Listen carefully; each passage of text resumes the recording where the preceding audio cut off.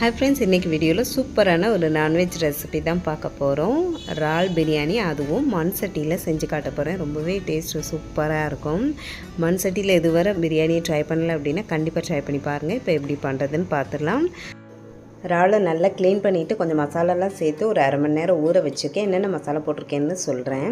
ஒரு மிக்ஸி ஜார்ல வந்து ஒரு கைப்பிடி அளவு புதினா கொஞ்சமா மல்லி இலை ஒரு பச்சை மிளகாய் இதெல்லாம் சேர்த்து கொஞ்சமா தண்ணி சேர்த்து அரைச்சு எடுத்துக்கலாம் இப்போ வந்து மண் சட்டியை நல்லா சூடு பண்ணிட்டு கொஞ்சமா நெய்யும் எண்ணெயும் கலந்து சேர்த்திருக்கேன் இதுல வந்து பட்டை ஏலக்காய் கிராம்பு இதெல்லாம் போட்டு தாளிச்சுக்கலாம்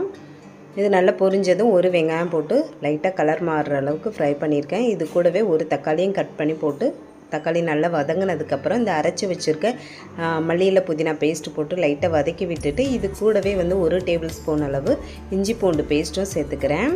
சேர்த்துட்டு இதோட பச்சை ஸ்மெல் போக நல்லா வதக்கி விட்டுருங்க இஞ்சி பூண்டு பேஸ்ட் இல்லை அப்படின்னா கொஞ்சம் ஒரு 10 பல் பூண்டு ஒரு சின்ன துண்டு இஞ்சியும் இந்த மல்லி புதினா அரைக்கும் போதே அதோட சேர்த்து அரைச்சு எடுத்துக்கோங்க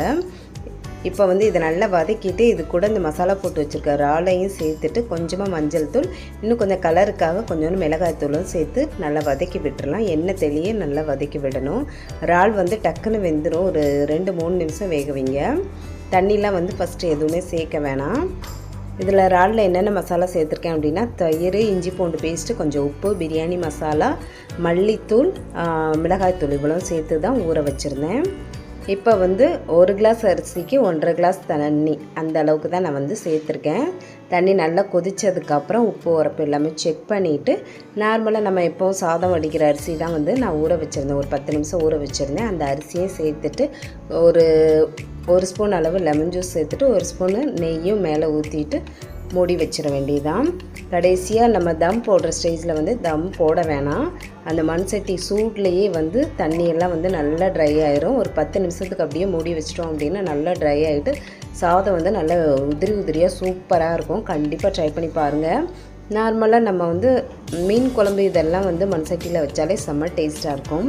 ஒரு நாள் வந்து பிரியாணி செஞ்சு பாருங்கள் ரொம்பவே டேஸ்ட்டும் சூப்பராக இருக்கும் கண்டிப்பாக ட்ரை பண்ணி பார்த்துட்டு எப்படி இருக்குன்னு மறந்துடாமல் கமெண்ட்டில் சொல்லுங்கள் இந்த வீடியோ பிடிச்சிருந்தா லைக் பண்ணிவிட்டு மறக்காம நம்ம சேனலையும் சப்ஸ்கிரைப் பண்ணிடுங்க பை ஃப்ரெண்ட்ஸ்